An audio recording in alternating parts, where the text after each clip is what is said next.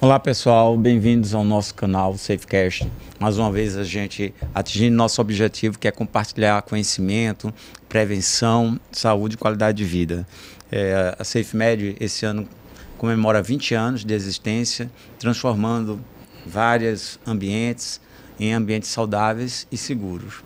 Hoje a gente com unidades e filiais espalhadas por todo o Brasil, com produtos como brigada, emergencial, atendimento pré-hospitalar, saúde ocupacional, enfim, um vasto portfólio que pode vos atender. E hoje, mais uma vez, a gente procurou trazer pessoas que agregassem. E a gente trouxe nada mais nada menos que o meu amigo, companheiro aí de luta há mais de 20 anos, anterior à SafeMed, 26 anos de experiência em saúde, segurança, ergonomia, qualidade de vida, mestre em ergonomia, Alexandre Veiga. Bem-vindo, Alex. Obrigado, Adalberto. É um prazer estar aqui na cidade de São Luís, né? A Ilha do Amor, como vocês gostam de chamar, mais uma vez, para a gente falar do nosso case, né? Das nossas soluções, das nossas propostas de solução que nós temos para as empresas, para a sociedade.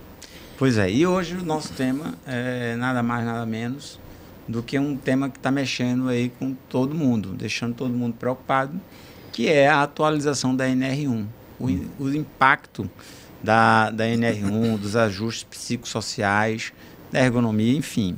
Então, o que você acha que motivou essas atualizações da NR1 e qual a principal mudança trazida nessa atualização? O Ministério do Trabalho e também o Ministério da Previdência Social, durante 3 momentos sequenciais a 2019, eles realizaram alguns estudos, tanto do ponto de vista das doenças ocupacionais, quanto também doenças que não sejam relacionadas ao trabalho. E aí a gente tem o decreto 3048, a gente tem a lista das doenças relacionadas ao trabalho e também a lista do NTEP. Então esses 3 estudos que foram elaborados pelos órgãos de governo demonstraram um índice elevadíssimo de adoecimento emocional relacionado ao trabalho.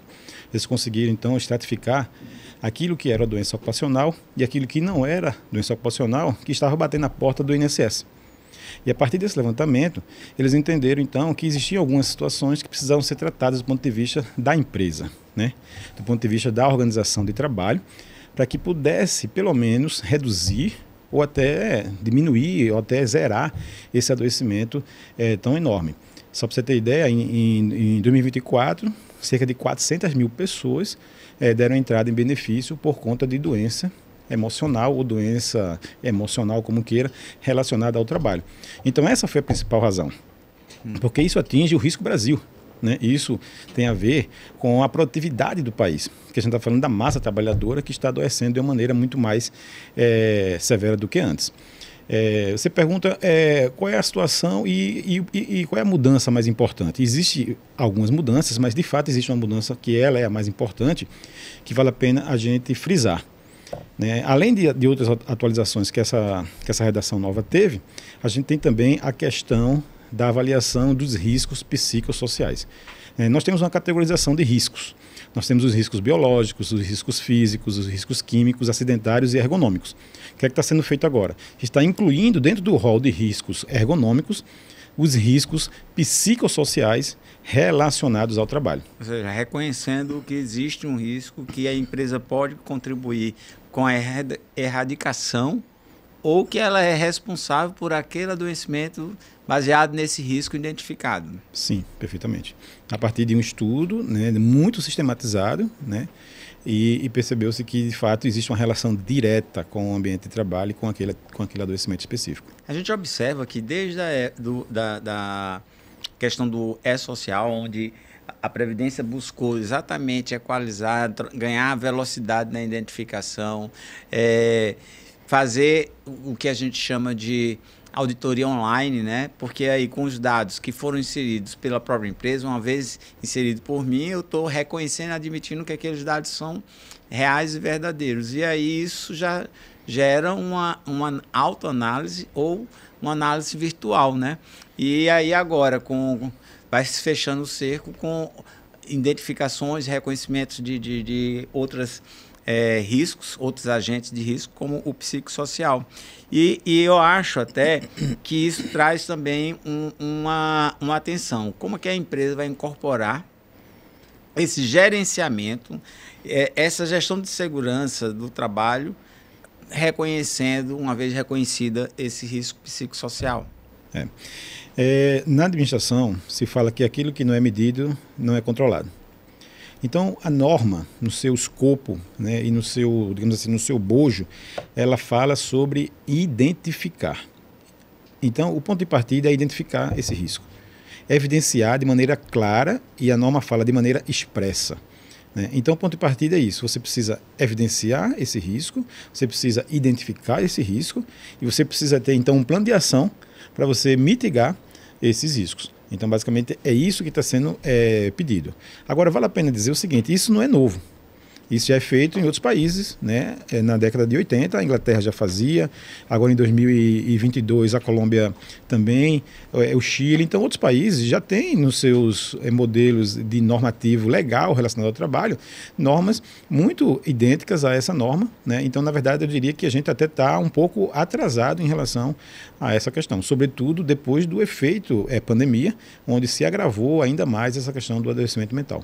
E qual é a correlação entre a NR17 e a NR1? Porque a gente percebe que muito do que a gente está apavorado, quando eu digo a gente é a classe empresarial, muito disso já constava na NR17. Então, por quê? O que é que relação e o que é que muda ou que potencializa atualmente? A NR17, que justamente é a norma regulamentar que trata da questão da ergonomia, ela é uma norma de 1990, né? Então, a gente tem aí uma norma antiga, posso dizer assim, e a norma ela já define que a análise ergonômica do trabalho ela é feita baseando-se em 5 aspectos fundamentais. Né? A gente está falando do mobiliário, a gente está falando do levantamento e movimentação de carga, a gente está falando do conforto térmico, do conforto ambiental, melhor dizendo, no ambiente de trabalho, a gente está falando da organização do trabalho.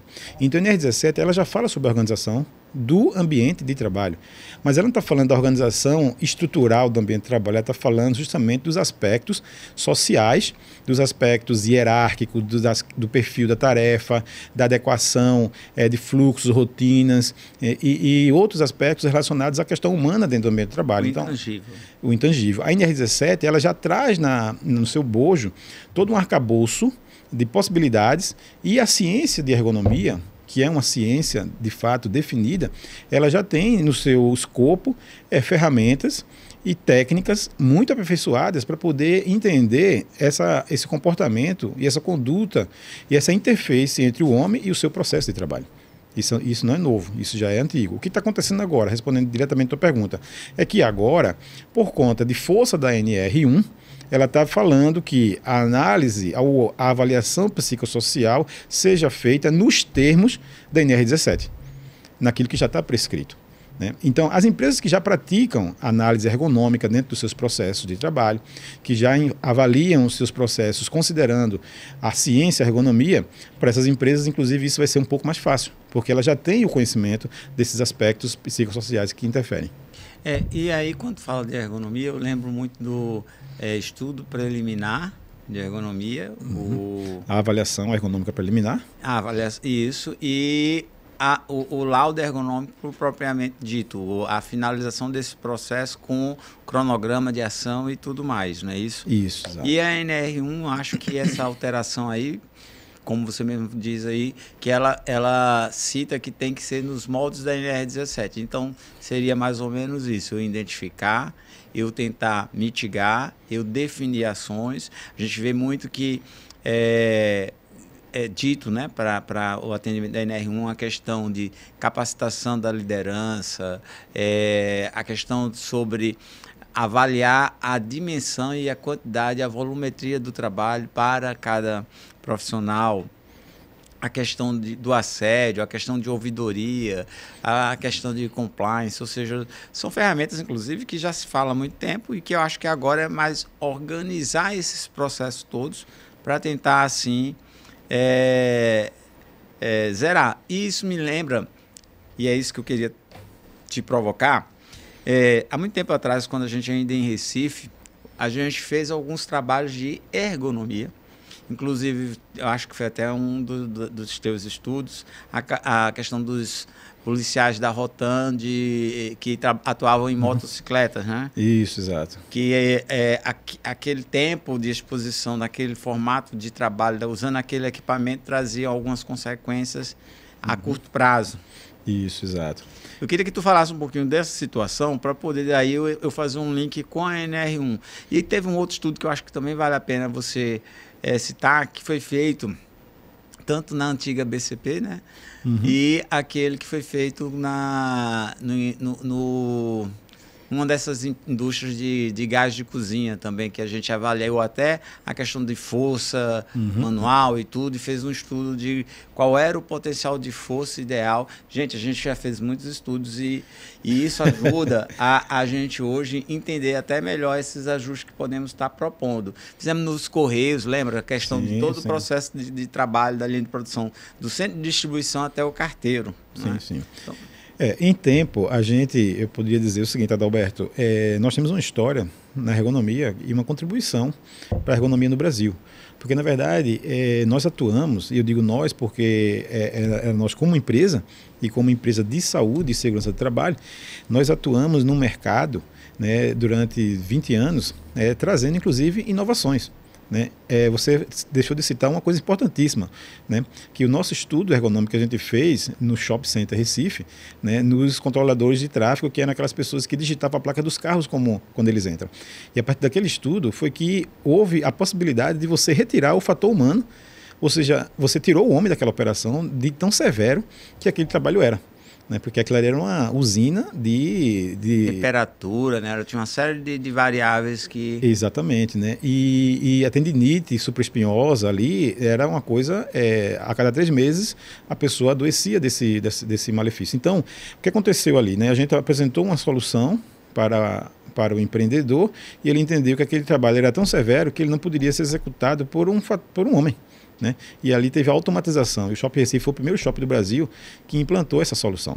Né? A gente fez análise ergonômica em todas as empresas de energia que se possa ter. A gente analisou a empresa de a Chesf, a gente analisou a empresa de energia nuclear, a gente analisou a empresa de gás natural, né? De gás envasado por tubulação, né? A Copergás, por exemplo. Então a gente tem uma história em ergonomia que nos permite hoje entender, na verdade, que essa atualização, né, ela talvez tenha, assim, o reconhecimento, né, porque o que é que ela faz, a NR1? Ela deixa assim, as empresas mais eficientes, eu posso dizer assim, as grandes corporações, né, elas já têm essas práticas dentro da sua estrutura de recursos humanos. Só que isso é uma boa prática.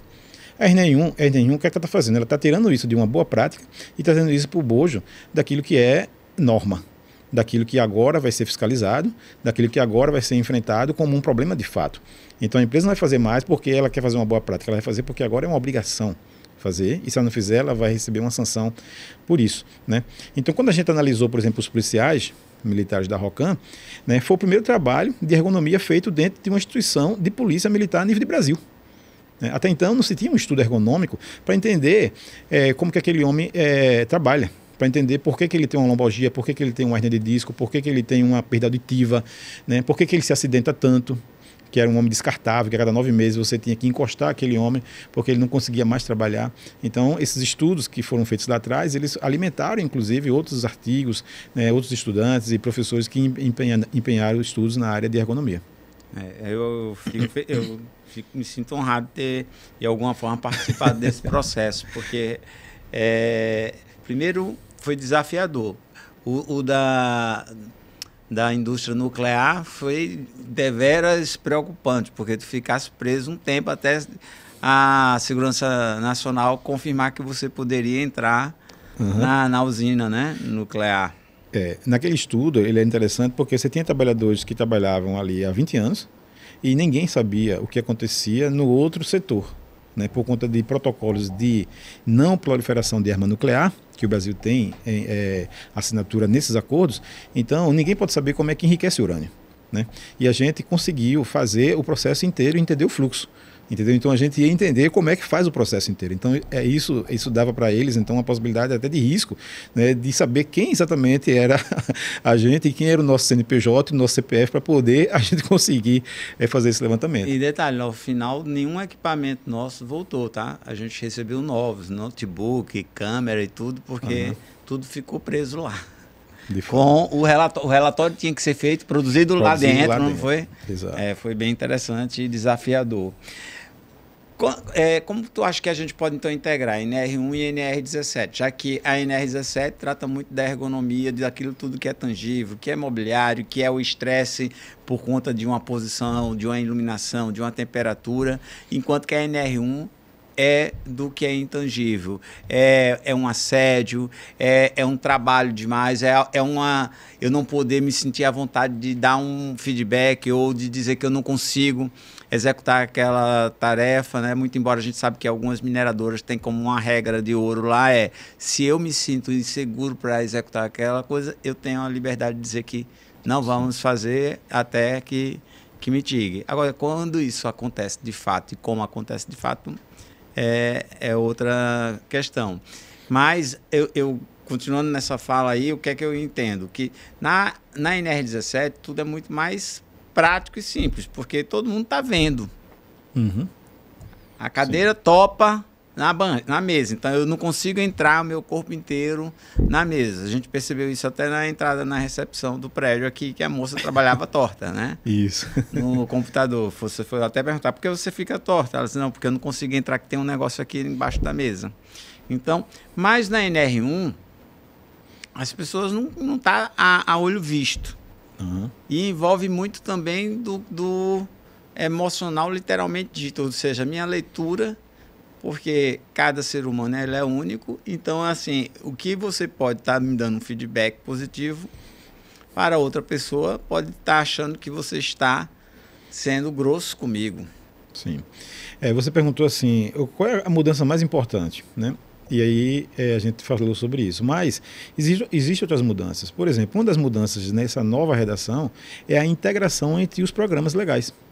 Né? A NR1 ela traz agora uma possibilidade de você integrar o PCMSO, o PGR, a análise ergonômica do trabalho, né? Então ele traz uma possibilidade de você integrar os programas, né? Então como que isso acontece de uma maneira prática, né? A NR1 como norma mãe, né? Ou seja, ela é a primeira norma, dentre tantas normas que nós temos, ela é a norma que vai definir a estratégia de fato, você agora tratar o trabalhador ou o operador daquele processo de trabalho, né, de uma maneira eficiente. Por quê? Porque a ergonomia, ela não enxerga o homem de maneira divisória, ela enxerga o homem de maneira integral. Quando a ergonomia analisa o processo de trabalho, ele tem que analisar o processo de trabalho do ponto de vista físico, movimentação, sobrecarga física, ele tem que analisar o trabalho do ponto de vista cognitivo, como o homem pensa o trabalho, como o homem interage com as outras pessoas que estão dentro do ambiente de trabalho, e ela analisa, sobretudo, do ponto de vista do fator organização do trabalho, né, como esse trabalho acontece. Então, isso já é uma coisa de praxe da ergonomia, que ela analisa de maneira global, né? E aí, quando a norma referencia a NR17, é justamente por isso, porque isso já está dito, isso já está escrito. Né? E para a análise ergonômica do trabalho, é exatamente isso, entender como esse sistema está interagindo, né, dentro do processo de trabalho. Né? Como esse homem se comporta, qual é a conduta dele do ponto de vista psicológico, do ponto de vista físico e do ponto de vista, sobretudo, social, dentro do processo de trabalho. A gente sabe que com a pandemia ficou muito evidente que alguns segmentos do trabalho eles estão mais expostos aos riscos psicossociais, dentre eles hospitais, clínicas, o telemarketing, porque ele não tem poder sobre as chamadas que entram e como é essa chamada, como ele vai se portar essa chamada, né? E a área de saúde por conta de todo aquele estresse, desde o estresse do quadro clínico do paciente, as entregas, as cobranças, aos horários. Profissionais de saúde têm uma carga horária aí de trabalho que aí tem mais de um vínculo, então que isso também eu acho que é um desafio para a NR1, né? Como eu dizer que, ou provar que esse adoecimento não foi na minha instituição, e sim qualquer outra que ele tem vínculo. Sim, exato. Eu também sou professor na área de enfermagem, né? Ensino numa escola técnica, e isso é um grande desafio, né? Quando a gente começa a falar, os alunos fecham os olhos e dormem. Eles estão cansados porque estão vindo de um plantão de 24 horas, né? E às vezes estão vindo de 2 plantões seguidos, né? Então isso é uma realidade da área da saúde e que em algum momento isso também precisa ser enfrentado. Um dos fatores de risco psicossociais é justamente o que a gente chama de alargamento do trabalho. E a gente deve entender esse conceito, porque uma coisa que a norma fala é sobre a questão da sobrecarga, né, que é a hora extra. O excesso de horas extras é a sobrecarga no trabalho por conta do excesso de horas extras. Mas existe uma outra questão chamada alargamento do trabalho. E esse alargamento do trabalho é justamente aquele profissional, né, que ele tem vários trabalhos. Porque ele tem um trabalho que começa e termina em um momento, e ele tem outro trabalho que começa e vai terminar em outro momento, que não tem a ver com aquele primeiro empregador. Então você está fazendo uma situação de que você está alargando o trabalho desse profissional, né? Hoje a gente tem uma outra situação, que é o home office, né? Que a gente não pode perder de vista, que você não tem controle sobre isso, né? E a gente está falando, sabe, Alberto, da população que é o chamado CLT, né? Mas existe aquele que também não é, né? Existe o autônomo. E esse trabalhador autônomo, ele também adoece de alguma forma, né? Então a gente precisa ter meios e mecanismos e ferramentas eficientes para poder entender esses fatores, né? E trazer soluções que sejam eficientes. E então, em programas que estão sendo hoje elaborados ou que os profissionais de saúde ocupacional têm tentado criar de uma... modelos são vários modelos e tem aqueles modelos inclusive bem mais arrojado, robusto, né, que envolve fazer aplicação de testes através de psicólogos em X% para poder até identificar as áreas e funções que aquela amostragem demonstrou algum tipo de comprometimento, para poder então aí averiguar se é a gerência daquela área, se é o modelo de processo de trabalho daquela área, ou seja, é para dar um indicativo e começar a fazer uma investigação. O que é que você fala como nesse sentido, de programas que são mais abrangentes aos programas que são menos abrangentes? Qual o modelo que você acha que é um modelo que deveria ser defendido por todos, ou o que difere, né? Esse para tal empresa, esse para tal empresa? Existem várias metodologias, né? Na ergonomia existe uma metodologia que ela analisa o trabalho em 4 etapas. E a etapa principal chama de diagnose ergonômica. Então tudo depende do diagnóstico. Quando você vai no médico com uma dor, né, você não sabe qual o remédio que você vai tomar. E você não pode pressupor qual é o remédio que você vai tomar até que o médico diga o que é que você tem. Então, na verdade, quando você diz assim, qual é o método, qual é o modelo, qual é o padrão?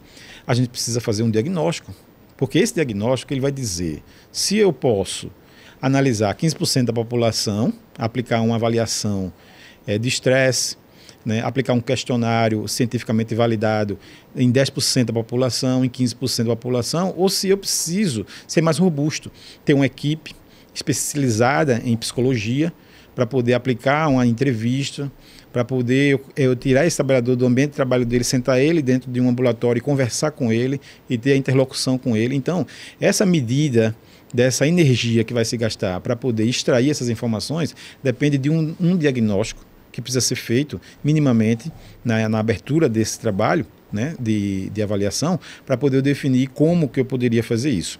Hoje, a dificuldade das empresas é justamente que elas não sabem por onde eu começo. O que é que eu faço primeiro? Né? Então, eu diria o seguinte, primeiro, você tem que fazer uma avaliação preliminar. E essa avaliação preliminar, com informações sobre o teu contingente, sobre o teu absenteísmo, né? Tem que pegar o relatório de absenteísmo do ano anterior, né? Eu preciso saber o teu turnover, né? Eu preciso saber a tua demanda trabalhista, eu preciso saber se você tem um 0800 que as pessoas ligam, eu preciso de um relatório para saber o que essas pessoas reclamam quando ligam, né? Eu preciso ver quais são os acidentes comuns dentro da tua organização. Então, esse mapeamento preliminar, ele vai predizer, e definir quais são as ferramentas e qual é o empenho de esforço e energia que eu preciso ter naquela unidade, naquela organização, para poder eu entender esses riscos psicossociais. Por quê? Porque eu posso ter uma organização como um call center, né, onde eu tenho 1.000 pessoas trabalhando, né, e ali eu consigo entender de uma maneira pontual o problema. Eu posso ter uma empresa que ela tem 10.000 trabalhadores e que eu precise visitar todas as unidades onde os trabalhadores estão, que eu preciso entrar dentro de áreas produtivas, que eu preciso enxergar outras questões, né? Então, na verdade, o pessoal tem perguntado muito como. Eu digo, olha, primeiro eu preciso olhar os teus dados. E a partir desse olhar, eu indico para você o que é preciso fazer. Algumas empresas vão precisar de mais energia, outras empresas vão precisar de menos energia para poder entender e avaliar esses riscos psicossociais. E a gente percebe que as empresas já começam a adotar boas práticas, independente da NR1. Né? Hoje em dia a gente tem várias soluções aí de atendimento psicológico remoto. Quando eu me sinto que eu preciso bater um papo com alguém, então eu vou e ligo, aquela empresa disponibiliza, né, uma assinatura para sessão E tem 2 grandes mineradoras que fazem um teste de como você está hoje, né?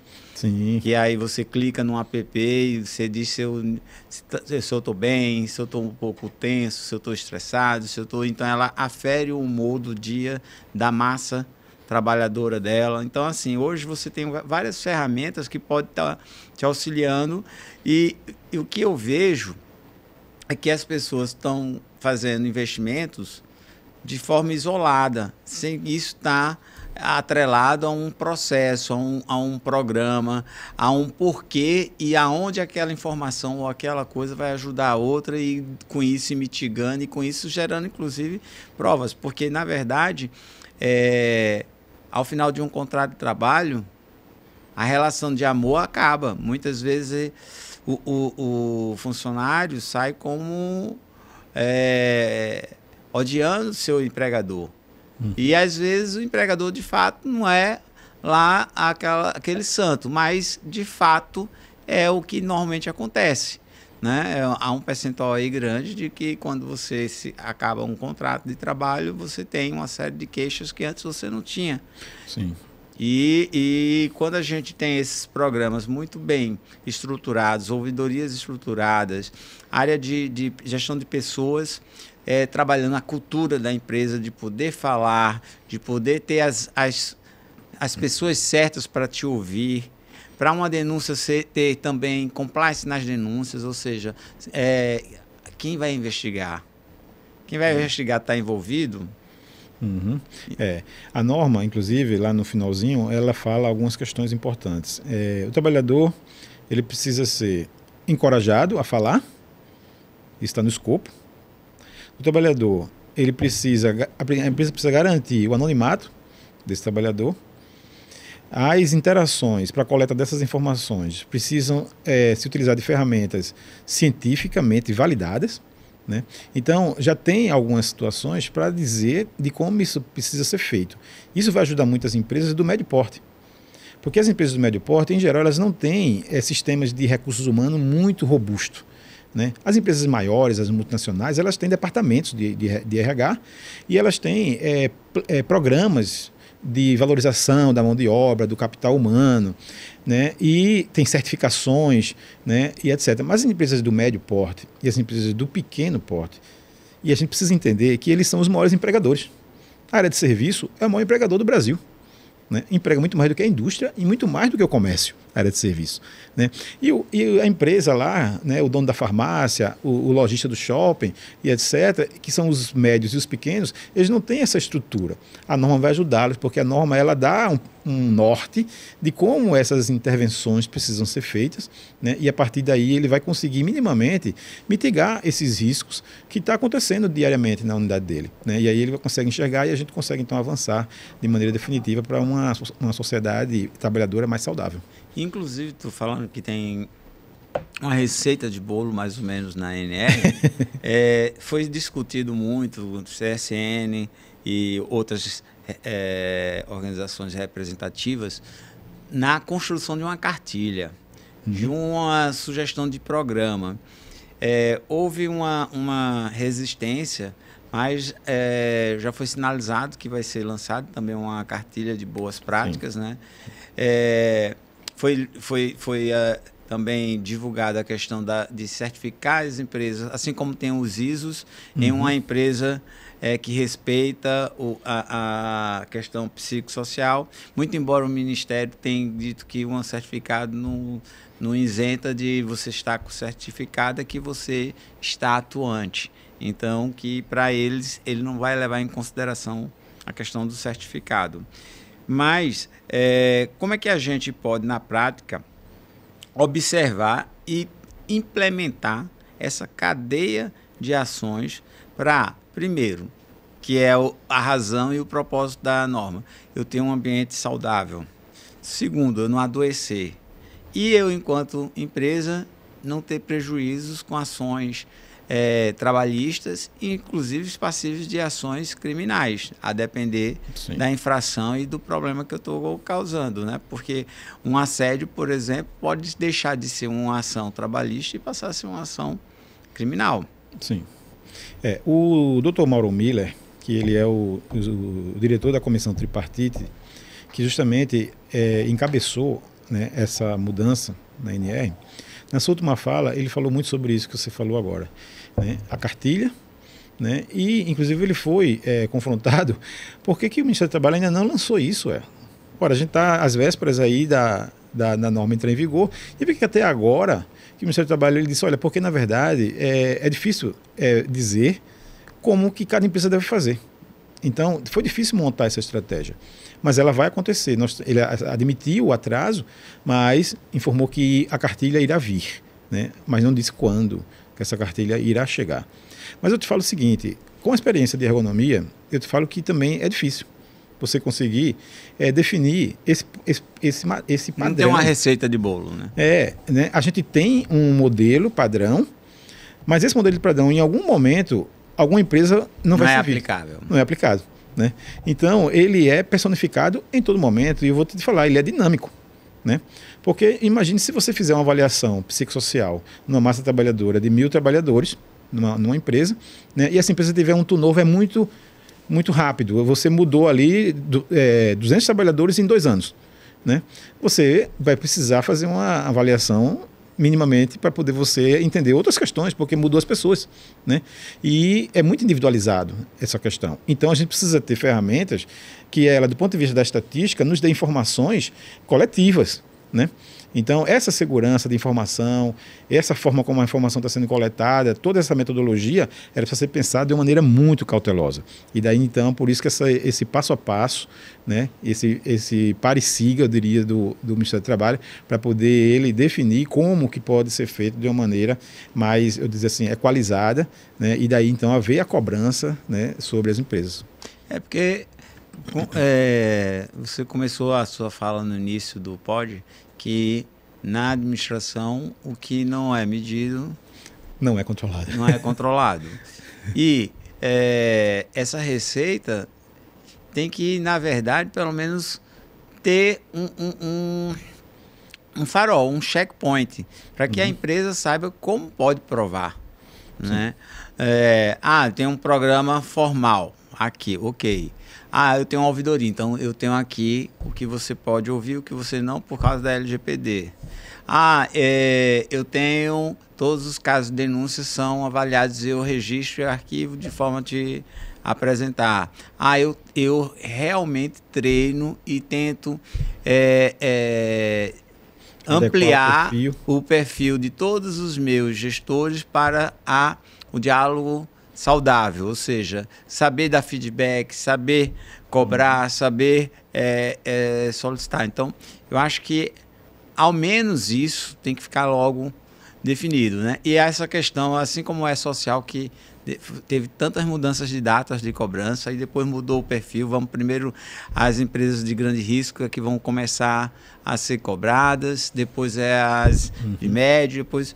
E agora a gente está vivendo exatamente isso na NR1, né? Essa mudança de exigência com penalidade, não de a exigência sem penalidade, né?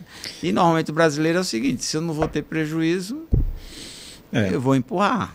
Exatamente. A gente tem sempre aquela frase, né? O cinto de segurança sempre foi obrigatório, mas só quando virou multa é que as pessoas se preocuparam em usar. Né? Mas eu te falar um exemplo seguinte, ó, você tem o assédio, né? Que é um ponto latente aí, né? Na organização.